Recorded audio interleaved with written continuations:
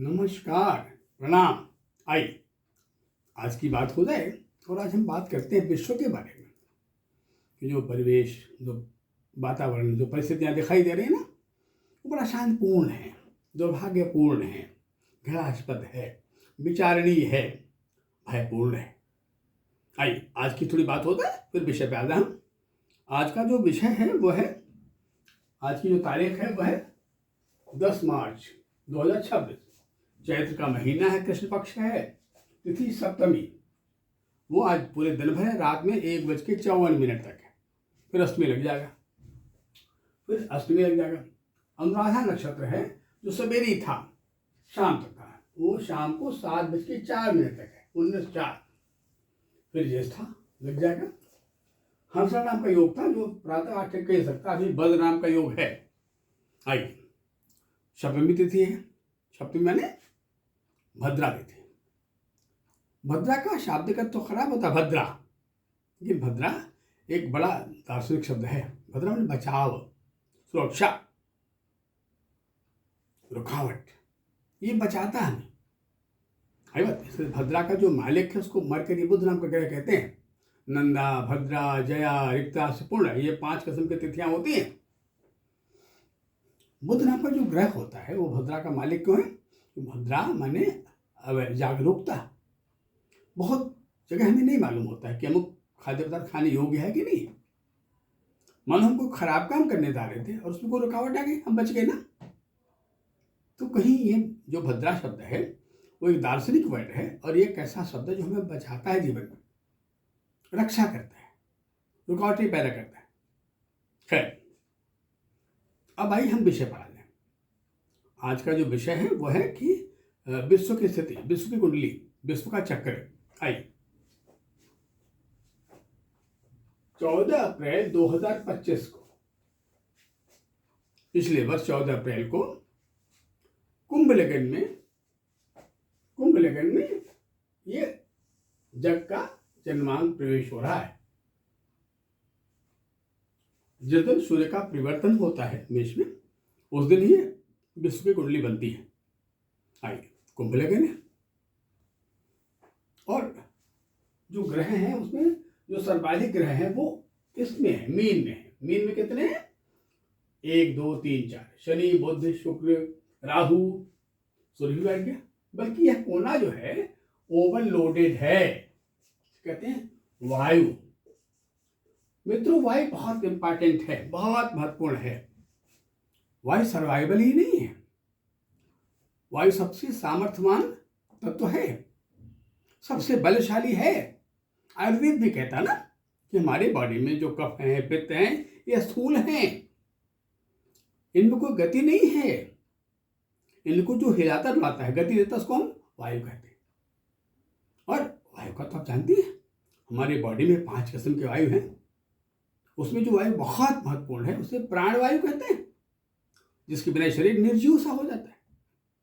तो वायु बहुत, पर वायु का संश्लेषण, वायु का संवहन बड़ा जरूरी है। जब वायु विदूषित हो जाती है, वायु खराब हो जाती है, वायु प्रदूषण आ जाए, वायु अतिरेकी आ जाए, वायु उद्योगपूर्ण हो जाए, तो पेनफुल, दर्द होता है। क्योंकि वायु के द्वारा ही नाक का उच्चारण भी होता है।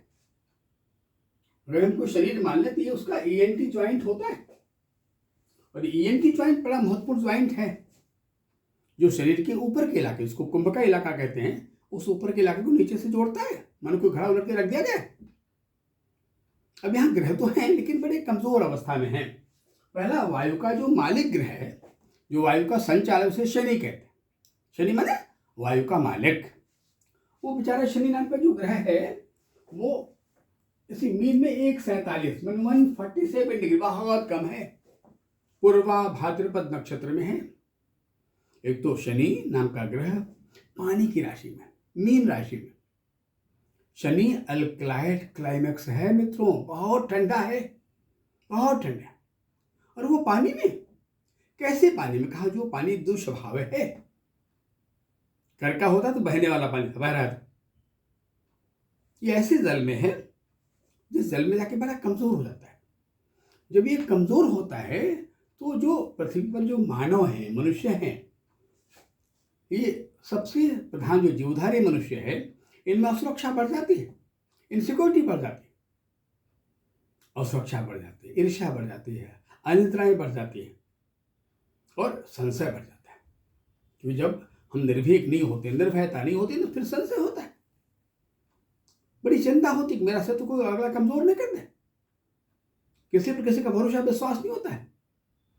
और विश्वास ही संबंधों के आधारभूत होता है। अब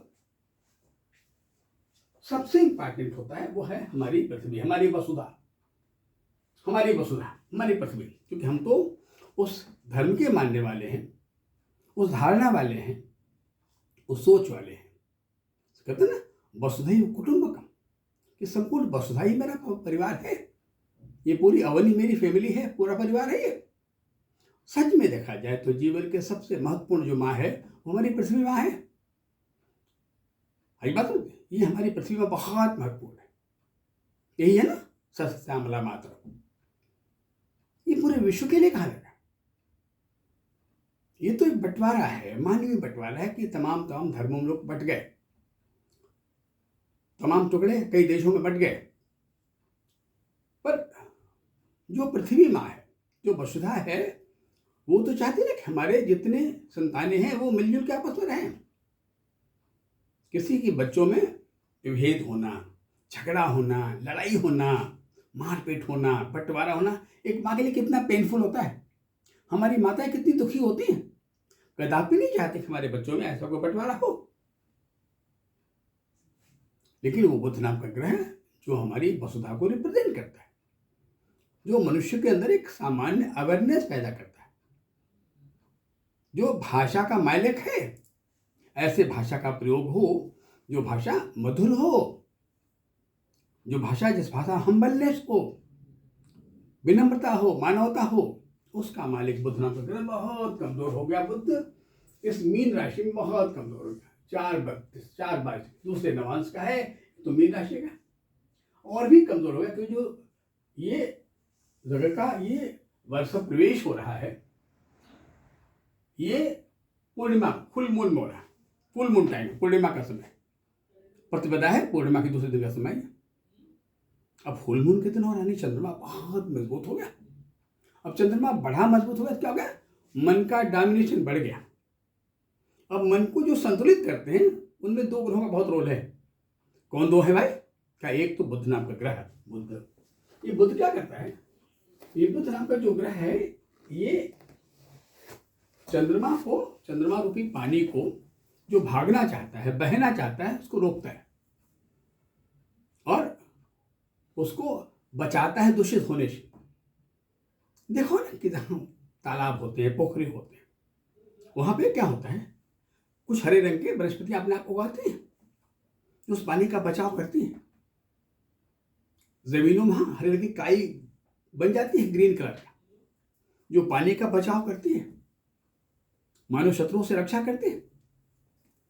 तो पृथ्वी के सौंदर्य की रक्षा करना, पृथ्वी का जल सूखने न पाए, पृथ्वी रसहीन न हो जाए, शुष्क न हो जाए, ड्राई न हो जाए, है बात, ऐसा न हो जाए। अतः बुध नाम का ग्रह बहुत, लेकिन इत्तेफाक से बुध बहुत कमजोर और सन पूर्णिमा का है। अब दूसरी बात आती है, सेकेंड पार्ट, उसे कहते हैं सुरक्षा। सुरक्षा जब बात सुरक्षा की होती है, डिफेंस की होती है ना, तो हम मंगल की बात करते हैं। ये मंगल नाम का जो ग्रह है ये हमारे ग्रहों में सेनापति है। सेनापति ही नहीं है, इसे अवनिसुत कहा गया है, भूमिपुत्र कहा गया है, हमारे पृथ्वी का संतान कहा गया है। और संतान माँ का प्रमुख चौकीदार होता है। स्त्री सत्ताएं 3 पुरुषों में आधारभूत जीती हैं। ये 3 सत्ताएं बड़ा इंपॉर्टेंट के लिए है। पहला पुरुष कौन होता है? पिता। पिता जीवन का पहला पुरुष। दूसरा कौन है? पति। और तीसरा पुत्र होता है। तीसरा सबसे इंपॉर्टेंट है, क्योंकि तीसरा है पुत्र। बड़ा नाज होता है माँ को अपने पुत्र पर। खैर, अब वो मंगल नाम का जो ग्रह जो चौकीदारी करता है कि भाई यहाँ रक्तपात न होने पाए, पृथ्वी नष्ट न होने पाए, हमारी संतानें विनष्ट न हो, उनमें ऐसा कुछ न हो जाए कि वो किसी दुर्घटना से ग्रस्त हो जाए, वो मंगल करता है। मंगल डिसिप्लिन का मालिक, अनुशासन का मालिक, चौकीदारी का मालिक, सुरक्षा का मालिक, बचाव का मालिक। ये मंगल नाम का प्लेनेट भी कमजोर हो गया कर्क राशि में, बड़ा कमजोर, 4 ही डिग्री का, 4 डिग्री। नहीं, मंगल भी बड़ा कमजोर है, यानी चौकीदार भी बड़ा कमजोर हो गया। अब बात आती है शनि का, जो इस कोने का मालिक। शनि माने जो संवाद का मालिक है, कम्युनिकेशन का मालिक है, जोड़ने का मालिक है। संवादित जोड़ता है, भाषा न हो तो जोड़ने वाली बात ना हो। एक दूसरे के संवेगों को, संवेदनाओं को समझने वाला ही जुड़ाव होता है। वो शनि कमजोर है। लोगों में कहीं कहीं जो निर्भयता था खत्म हो गया, शायद भावप्रद हो गए कि मेरा हक ये नहीं छीन ले, कि इसकी इकोनॉमिक न बढ़ जाए, कि मेरी कमजोर न हो जाए। मैंने भौतिक सुरक्षा में या भौतिक व्यापार के चक्कर में प्राणों की आहुति देनी शुरू हो जाती। ये पश्चिम का इलाका है, जहां हमारा यूएसए है, हमारा यूके है, वो इलाका है। वो इलाका स्वयं सुरक्षित नहीं, लेकिन बड़ा आक्रामक है। और ये जब अनियंत्रित होता है तो थोड़ी उदंडता भी आ जाती है। तब इस बात का ध्यान नहीं रखता है कि जो हमारी गरिमा है, हमारी अस्मिता है, कहीं वो स्वयं में ही बड़ी कमजोर न पड़ जाए। कहीं ऐसा ना हो कि मेरा गरूर, मेरा अहंकार, मेरा प्राइड, मेरा गर्व ये मुझे खा दे। तो कहीं ना कहीं मनमानापन बढ़ जाता है। और जब मनमानापन बढ़ जाता है व्यक्तियों के अंदर, किसी व्यक्ति के अंदर हो जाए मनमाना, तो उसका सबसे बड़ा शत्रु होता है उसका मनमानापन, मन का ओवर डोमिनेशन। अभी एक शुक्र आता है ना, जो संवेदना का मालिक है, वाणी में मिठास का मालिक, मधुरता, ये भी 0.25 0 डिग्री का है। कहीं संवेदना का मिठास खत्म हो गया, दूसरे के दर्द समझने वाली बात खत्म हो गई। लिखा गया ना कि अष्टादश पुराणेषु व्यासस्य वचनद्वयम्, अष्टादश पुराणेषु व्यासस्य वचनद्वयम्, परोपकार्याय पुण्याय पापाय परिपीडनम्, संतोषान्य परम सुखम। ये तमाम हमारे यहाँ सिद्धांत है, नीतियां हैं हमारी। ये क्या कहते हैं? व्यासस्य वचनद्वयम्, परोपकार्याय पुण्याय पापाय परिपीडनम्। दूसरे को पीड़ा पहुंचाना ही बहुत बड़ा पाप होता है। पर कुछ नहीं, साफ में कुछ किसी को फिक्र नहीं है, यहाँ पीड़ा पहुंचाने में आनंद मिल रहा है। मानो बिल्कुल वो कसाई जो जानवर का गला काट रहा है, उसको वो तो आनंद मस्त है कि साहब इससे बहुत पैसे कमा लेंगे, उसकी पीड़ा कहाँ समझ रहा है। आज हालात ऐसे ही हैं। और ये जो इलाका है ना, नीचे इसे कहते हैं खाली देश।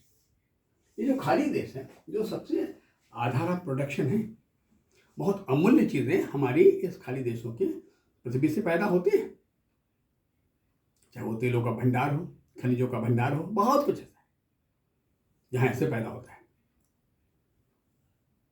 पर ईर्ष्या लोग चाहे तेरी दुखा सुखी रहे, लोग अपने दुख से उतने दुखी नहीं जितना दूसरों के सुख से दुखी हैं।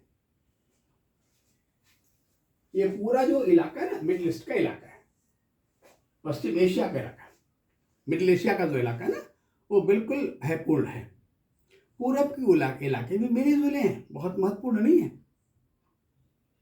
क्या उधर इजराइल का इलाका हो, रशिया का इलाका हो, ये तमाम देश कहीं ना कहीं लड़ रहे हैं। और अभी ये लड़ाई बढ़नी है, क्योंकि ये वर्ष कब बीतेगा? आने वाले अप्रैल के महीने में, यानी अर्थात अभी 1-1.5 महीने का समय बचा हुआ है। ये अपने उतार पर है, उतार के पार्ट पर है।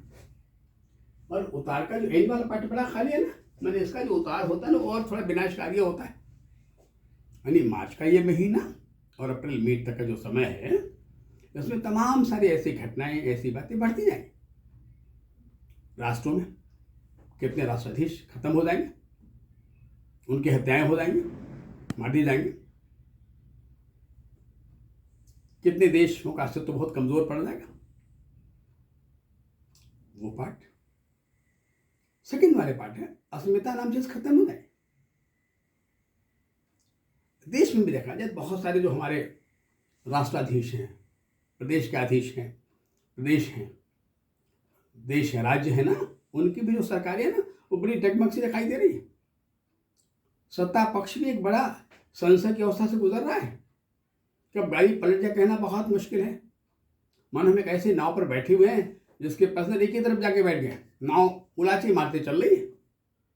बचाओ भाई बचाओ। यानी जो वर्तमान स्थिति है वो बड़ी दयनीय है, बड़ी क्लिष्ट है, बड़ी विद्रूप है और बड़ा तीक्ष्ण है। ये बड़ा खराब है, अच्छा नहीं कहा। हम रोज जब अखबार के पन्ने उठाते हैं, न्यूज़ सुनते हैं, तो लगता है कि न्यूज़ पढ़ने का जो एक इंटरेस्ट होता है ना, वो बड़ा प्रभावित होने लगता है negative negative, so many negative, positive गायब होता जा रहा है। ऐसा विकास जो मानवता की खुशी छीन ले, ऐसा विकास जो इंसानों के लहू पर हो, ऐसा विकास जहां मानवता न हो, ऐसा विकास जहां स्त्री मर्यादा की अस्मिता की रक्षा न हो, ऐसा विकास जहां अपने घरों में हम सुकून पूर्वक नहीं जी सके, ऐसा अच्छा नहीं होता है। खैर, समय समय होता है, हम सबके हाथ में नहीं, फिर भी प्रयास किया जाए, कोशिश किया जाए हम लोग। चलिए, ये बात आज यहीं खत्म करते हैं, एपिसोड बहुत लंबा हो जाएगा। अगले एपिसोड में और बातें करते हैं, तब तक के लिए नमस्कार, प्रणाम।